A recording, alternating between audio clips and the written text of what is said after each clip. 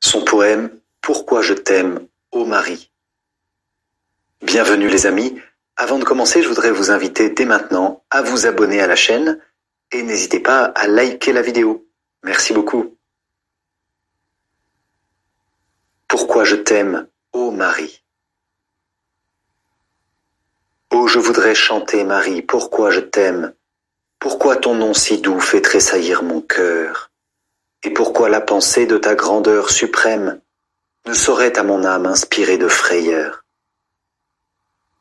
Si je te contemplais dans ta sublime gloire, et surpassant l'éclat de tous les bienheureux, que je suis ton enfant, je ne pourrais le croire. Ô Marie, devant toi, je baisserai les yeux.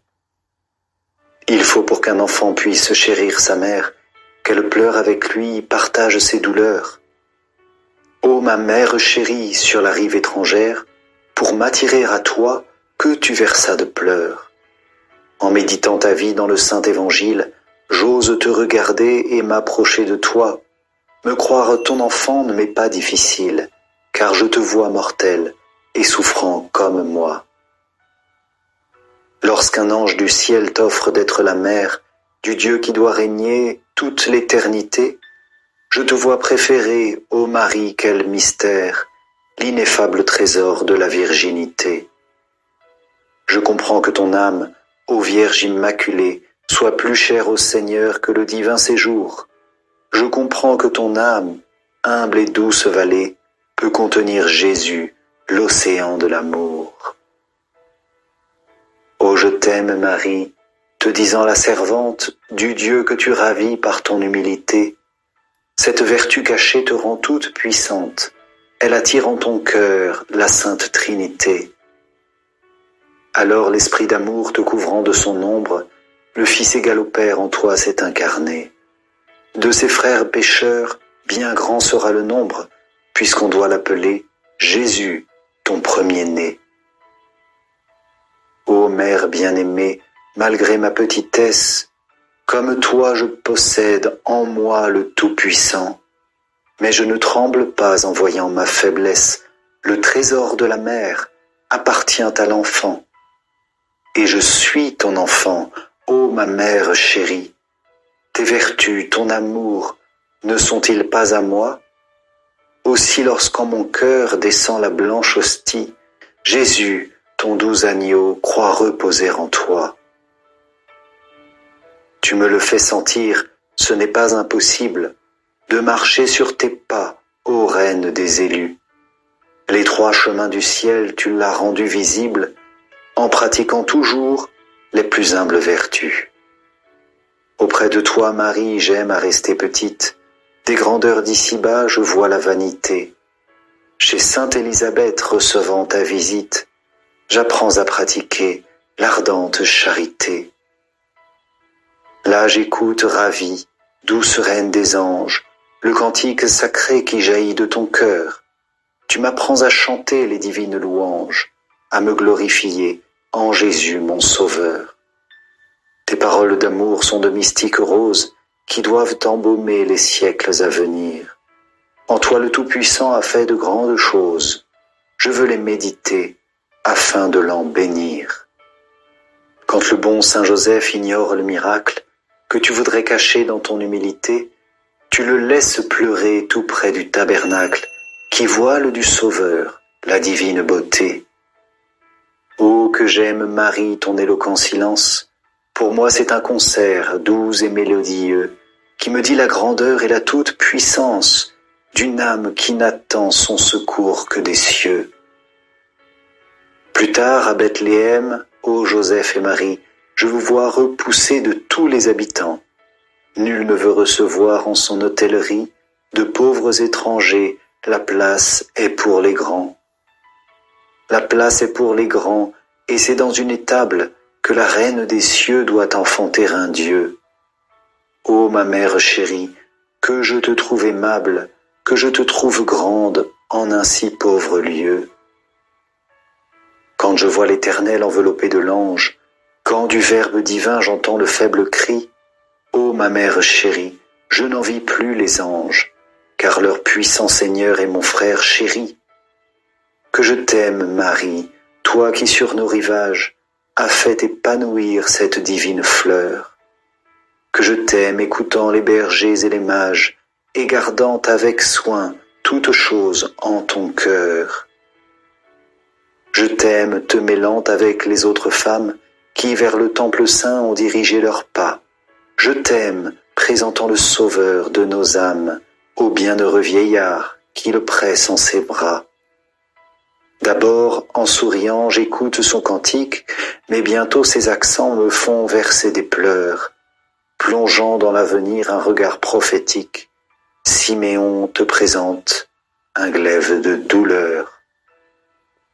Ô reine des martyrs, jusqu'au soir de ta vie, ce glaive douloureux transpercera ton cœur. Déjà tu dois quitter le sol de ta patrie pour éviter d'un roi la jalouse fureur. Jésus sommeille en paix sous les plis de ton voile. Joseph vient te prier de partir à l'instant, et ton obéissance aussitôt se dévoile. Tu pars sans nul retard et sans raisonnement. Sur la terre d'Égypte, il me semble, Marie, que dans la pauvreté ton cœur reste joyeux, car Jésus n'est-il pas la plus belle patrie? Que t'importe l'exil, tu possèdes les cieux. Mais à Jérusalem une amère tristesse, comme un vaste océan vient inonder ton cœur. Jésus, pendant 3 jours, se cache à ta tendresse. Alors c'est bien l'exil, dans toute sa rigueur. Enfin tu l'aperçois, et la joie te transporte. Tu dis au bel enfant qui charme les docteurs, « Ô mon fils, pourquoi donc agis-tu de la sorte? Voilà ton père et moi, qui te cherchions en pleurs. » Et l'enfant Dieu répond, « Oh, quel profond mystère! À la mère chérie qui tend vers lui ses bras, pourquoi me cherchiez-vous? Aux œuvres de mon Père, il faut que je m'emploie, ne le savez-vous pas? L'Évangile m'apprend que croissant en sagesse, à Joseph, à Marie, Jésus reste soumis, et mon cœur me révèle avec quelle tendresse il obéit toujours à ses parents chéris. Maintenant je comprends le mystère du temple, les paroles cachées de mon aimable roi. Mère, ton doux enfant veut que tu sois l'exemple de l'âme qui le cherche en la nuit de la foi. Puisque le roi des cieux a voulu que sa mère soit plongée dans la nuit, dans l'angoisse du cœur, Marie, c'est donc un bien de souffrir sur la terre? Oui, souffrir en aimant, c'est le plus pur bonheur. Tout ce qu'il m'a donné, Jésus peut le reprendre.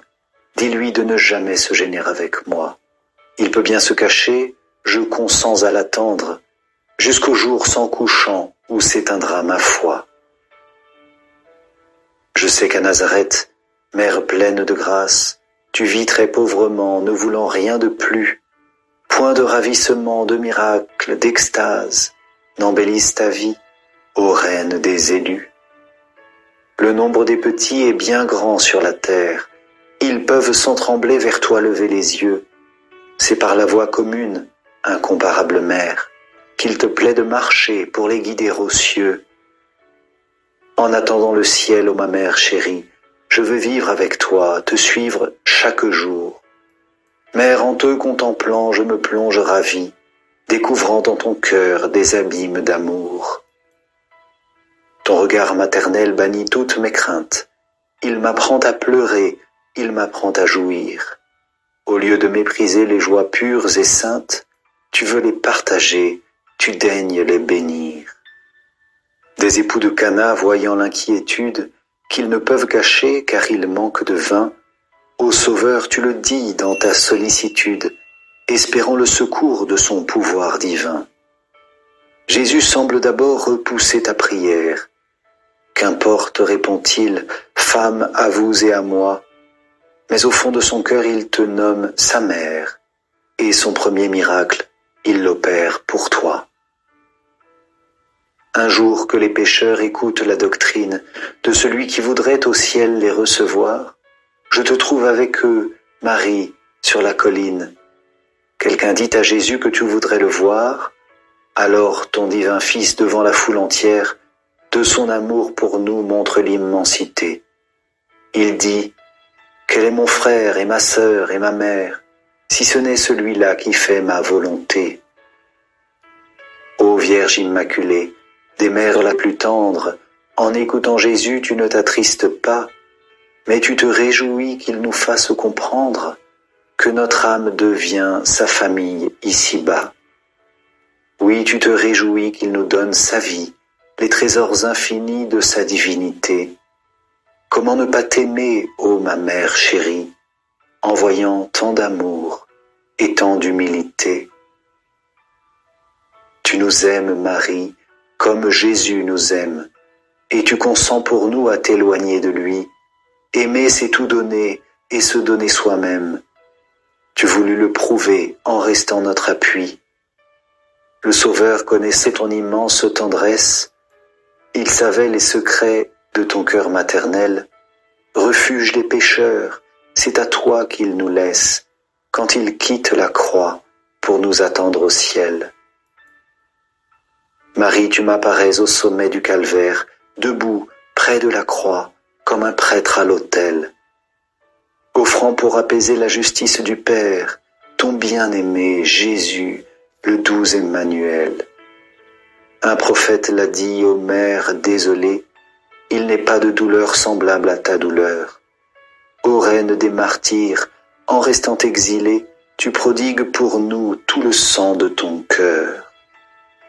La maison de Saint Jean devient ton seul asile.